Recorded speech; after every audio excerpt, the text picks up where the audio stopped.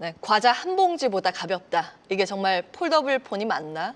간밤 뉴욕에서 열린 갤럭시 언팩 2025 현장에서 기자들이 가장 먼저 던진 말이라고 합니다. 삼성의 새 폴더블 폰 갤럭시 Z 폴드 7이 신작보다 훨씬 얇고 가벼워져서 이제는 접으면 거의 일반 스마트폰 느낌이 난다고 하죠. 그리고 단순히 디자인 이야기만이 아닙니다. 펼치면 8인치 태블릿 화면, 거기에 AI 챗봇, 제미나이 라이브 같은 새로운 기능까지 더해지면서 폴더블을 위한 AI라는 말이 나올 정도인데요. 오늘 이 시간 어젯밤 공개된 갤럭시 Z7 시리즈를 현장에서 직접 체크하고 오신 이요훈 IT 칼럼니스트와 함께 달라진 점 하나하나 짚어보겠습니다. 나와 계십니다. 안녕하세요. 예, 안녕하세요. 네. 자, 공개된 작품들 일단 소감이 어떠셨어요? 어떤 이미지부터 일단 간단하게 이야기하자면 이제 드디어 이 갤럭시 폴더블 스마트폰의 제3세대가 여기서부터 시작하겠구나라는 그런 느낌이었습니다. 기존의 1, 2가 약간 베타 테스트 같은 느낌이었고 다음 3, 4, 5, 6 같은 경우가 사실상 변화가 거의 없었는데요. 이번에 7 같은 경우는 정말로 하나의 완성형으로서 이제 등장했다. 전체적으로 여기서부터 이제 새롭게 폴더블 시장을 좀 만들어 나가겠다라는 어떤 의지가 엿보이지 않았나 생각됩니다. 예, 그러니까 역대 가장 얇은 폴더블 폰이라는 부분에 굉장히 많은 분들이 주목하고 계십니다. 그 디자인이랑 기능적인 면에서 어떤 부분 주목할 부분이 있을까요? 아무래도 일단 그 얇아졌다라는 것이 가장 중요하겠죠. 네. 세계에서 가장 얇은 폰은 아니고 비슷하게 얇은 폴더블 스마트폰이 있긴 있습니다. 그래요. 있는데 제1세기에 판매되는 폴더블 스마트폰 중에서는 이 정도로 얇은 스마트폰 좀 드물고요. 이제 갤럭시 내에서는 가장 얇은 폰 이렇게 선정이 되죠. 그렇습니다. 8.8mm, 8.9mm니까요. 예. 근데 실제로 잡아보면 전작이랑 느낌이 좀 완전히 다릅니다. 실제로 이건 잡았을 때 7은 그냥 이건 그냥 스마트폰이구나 하는 느낌인데 기존에 있었던 폴더블 스마트폰 좀 두껍다, 무겁다 이런 느낌이 있었는데 이번엔 그런 것들이 지금 거의 없고요. 그다음 이 전체적으로 딱 접었을 때 안쪽으로 그 접히거나 공간이 남는 부분도 거의 없습니다. 그래서 정말로 잡아보면은 되게 정말 스마트폰을 나눠서 크게 쓴다라는 이런 느낌이에요. 그래서 이 정도면은 이건 정말로 이제 괜찮다, 누구한테 권할 수 있다라는 이런 문제가 있을 것 같고요. 다만 이번에 아마 폰을 바꾸실 분들이 주로 그 예전에 갤럭시 폴드 4를 쓰시던 분들인데 이분들 얘기가 폰은 참 잘 나왔는데 가격이 좀 너무 비싸다.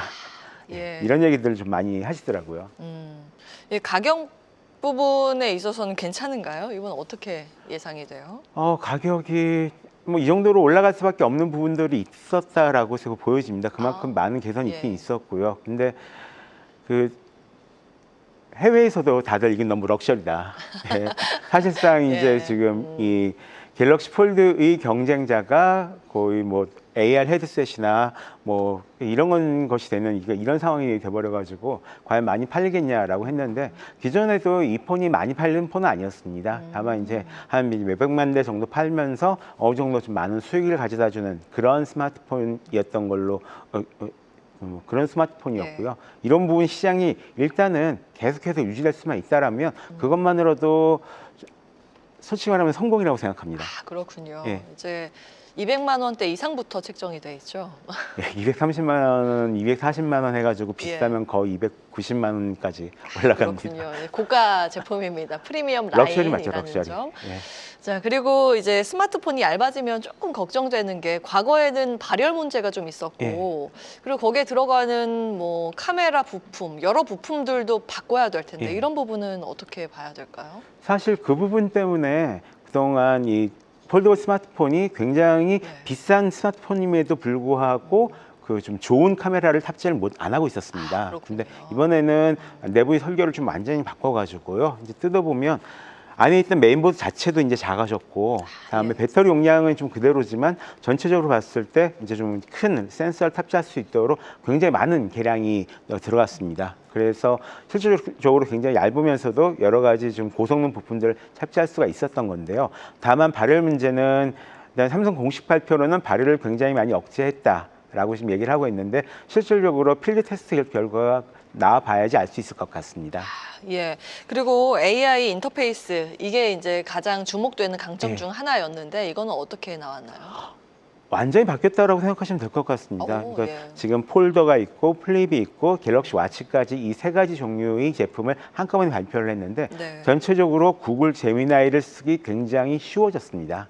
일단 안드로이드 스마트폰 쓰시는 분들은 이 뭐 AI 버튼이나 파워 버튼 누르고 있으면은 바로 제미나이를 호출해서 쓸 수 있는 걸 알고 계실 겁니다. 예. 근데 그뿐만 아니라 이 카메라를 비추면서 이것이 무엇인지 아니면 어떤 이 직접 이 AI랑 질문과 대화를 하면서 쓸 수 있는 방법들이 있거든요. 이걸 제미나이 라이브라고 불리는데 이거를 굉장히 좀 쉽게 쓸 수 있도록 바뀌었습니다. 특히 이 폴더블 스마트폰은 반쯤 접어서 테이블 위에 올려놓을 수 있다라는 그 특성 때문에 실제로 올려놓고 얘기하면서 AI를 쓸 수가 있거든요. 예. 그리고 설령 이 스마트폰이 없다라고 해도 갤럭시 와치 같은 경우에서는 이제 음성으로 내가 그 무엇이 궁금할 때 물어보면은 바로 이 스마트워치에서 대답을 해주는 이런 식으로도 쓸 수가 있게 됐습니다. 그러니까 예전에 비해서 굉장히 AI를 쉽게 쓸 수 있는 그런 UI로 바뀌었다라고 보시면 될 것 같고요. 예. 다만 이게 그 삼성의 고유 기능이라기보다는 구글에 굉장히 많이 의지한 이런 기능이어서 예. 이런 부분들은 조금 신경이 쓰입니다. 앞으로의 구글과의 관계가 변수가 될 수 있겠네요. 굉장히 큰 변수가 될 수 있을 것 같습니다. 예. 일단은 지금 AI 인터페이스에 집중하고 있는 삼성전자의 행보 이렇게 정리가 가능할 것 같고요. 지금 유튜브 채팅창 실시간 댓글에도 이 AP 이야기가 굉장히 많습니다. 예. 이 과거의 발열 문제가 이 AP 때문이다 막 이런 얘기가 있는데 이번에 새로 탑재된 엑시노스는 어떤가요? 이번에 엑시노스 2500에 대해서 기대가 아마 가장 많으실 거라고 생각을 합니다. 근데 예. 이제 간단히 말씀드리면 성능은 떨어지는데 약간 이 발열 같은 건 좀 잡을 수 있지 않을까라는 지금 기대를 하고 있는 상황이고요. 네. 그러니까 이 부분은 정말로 제가 계속 필드 테스트를 해봐야지 알 수 있다라고 하는 그런 부분들이긴 합니다. 그리고 일단 이 엑시노스 2500이 갤럭시 이제 플립 7에 들어가고 그다음에 플립 7 FEA도 들어가고 이거는 간단하게 말씀드리면은 최소한 이제 몇십만 대 이상 그리고 많으면 몇백만 대까지 삼성 3나노 공정에서 한번 대량 생산을 해보겠다. 그다음에 대량 생산을 하면서 실질적으로 이 공정을 계속 개선해 나가겠다라는 좀 강력한 의지를 보여준 거긴 한데 네. 이것이 과연 실질적으로 어느 만큼 큰 이제 효과를 가져올 수 있을지 사람들이 써봤는데 괜찮더라라고 평가가 나오면은 좀 많은 힘을 좀 받을 수 있을 것 같고요. 예. 써봤는데 그래도 역시 스냅드래곤이 더 낫더라라는 평가가 나오면은 많이 좀 안타까운 일이 벌어지겠죠. 사용 후기가 중요하겠네요. 예. 이후에 이제 반응들도 정말로 중요할 거라고 생각합니다. 아, 그렇군요. 예.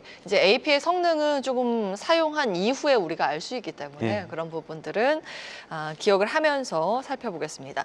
이번 언팩에서 폴더블 폰 시리즈에서 처음으로 보급형 제품인 플립 FE, 이거 FE라고 읽는 거 맞나요? 요거를 출시한다는 점도 주목됐는데 해외에서 반응은 어떤가요?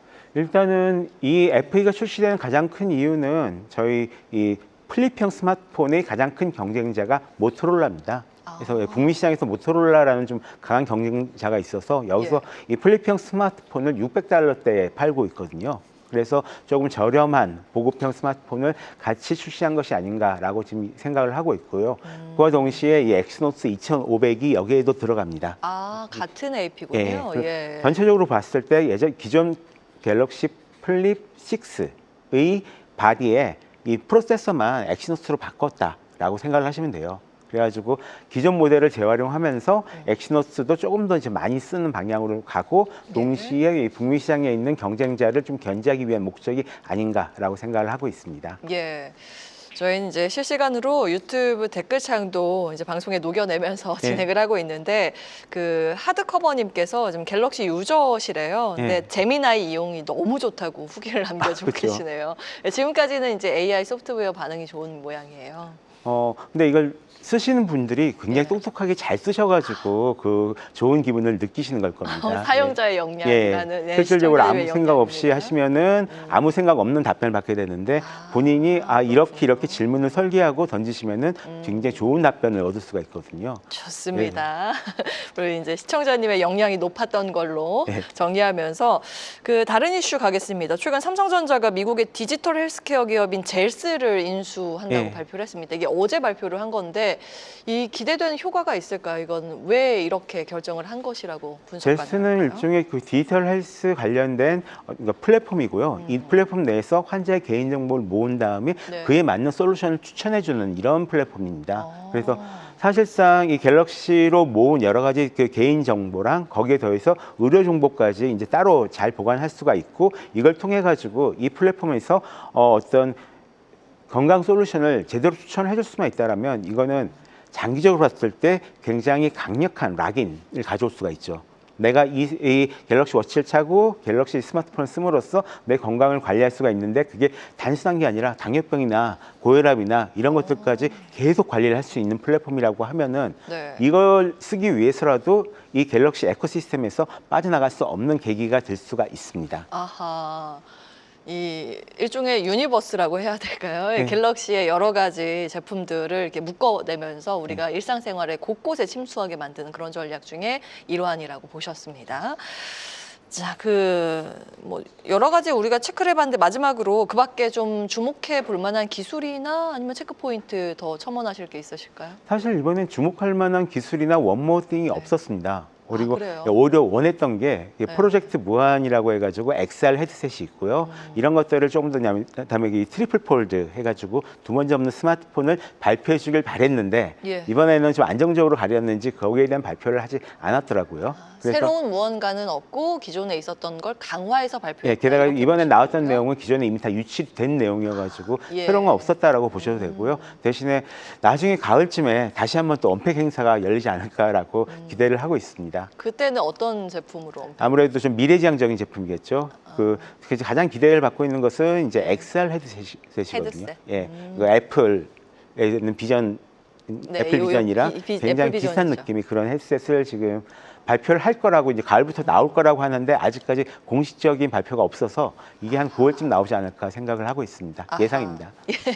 예상으로 가을쯤에 언팩 행사를 하면 좀 신제품 라인이 선보이지 않을까. 뭐 그중에 이제 유력하게 보시는 게 헤드셋 예. 같은 VR, 뭐 XR 증강현실 관련 그런 기업들, 기기들 말씀을 해주셨습니다. 여기까지 합니다. 이요훈 IT 칼럼니스트와 함께했습니다. 오늘 말씀 고맙습니다. 고맙습니다.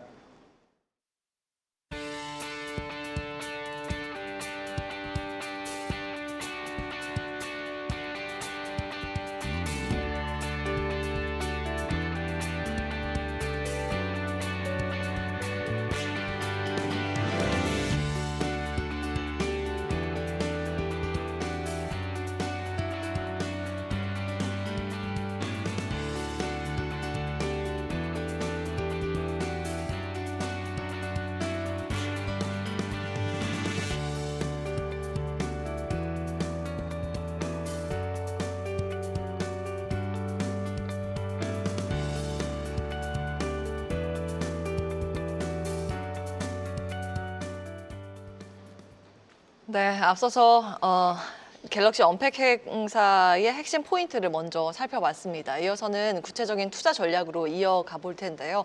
스마트폰 부품주를 포함해서 여러 가지 투자 아이디어 정리해 보겠습니다. 유한타증권 김동공 차장 나와 계십니다. 안녕하세요. 네, 안녕하세요. 네. 저희 앞서서 갤럭시 언팩 행사 이야기를 해봤는데 어떻게 보셨어요?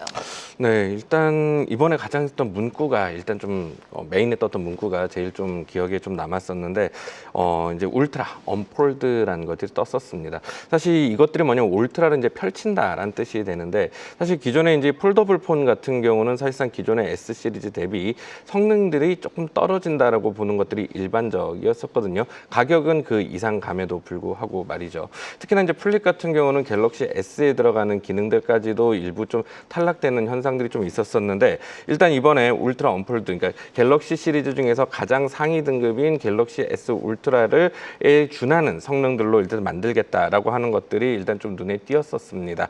일단 출시 제품들은 갤럭시 뭐 플립 7, 뭐 이제 폴드 7, 그리고 플립 FE, 뭐 갤럭시 워치 등이 일단 좀 발표가 되었었는데 내용들을 살펴보면은 이제 결국 핵심들은 일단 좀 얇게 만들겠다. 그리고 그리고 화면의 주름들을 이제 상당 부분 개선을 하겠다라고 일단 좀 볼 수 있을 것 같습니다. 사실 그동안에 이제 폴더블 폰 시장은 계속해서 성장을 해 왔습니다. 하지만 삼성전자의 이제 점유율들은 계속해서 좀 감소를 하고 있었던 모습들이었었는데요.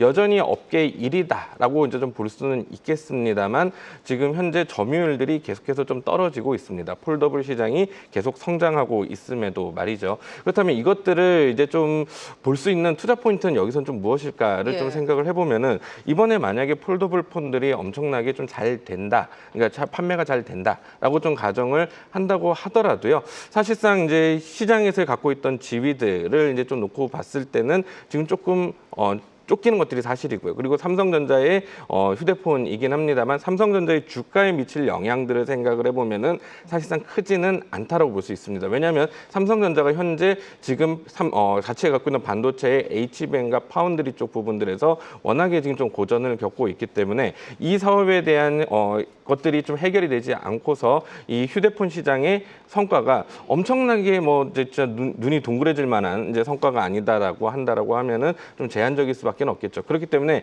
이번 행사에서 이번 폴더블 폰에서 이제 좀 주안점을 둘 부분들은 과연 이 폴더블 폰 자체의 매출들만 놓고 보면서 스마트폰 부품주들에 대한 영향력들을 좀 체크를 해보는 것들이 좀 맞지 않을까라고 좀 볼 수 있을 것 같습니다.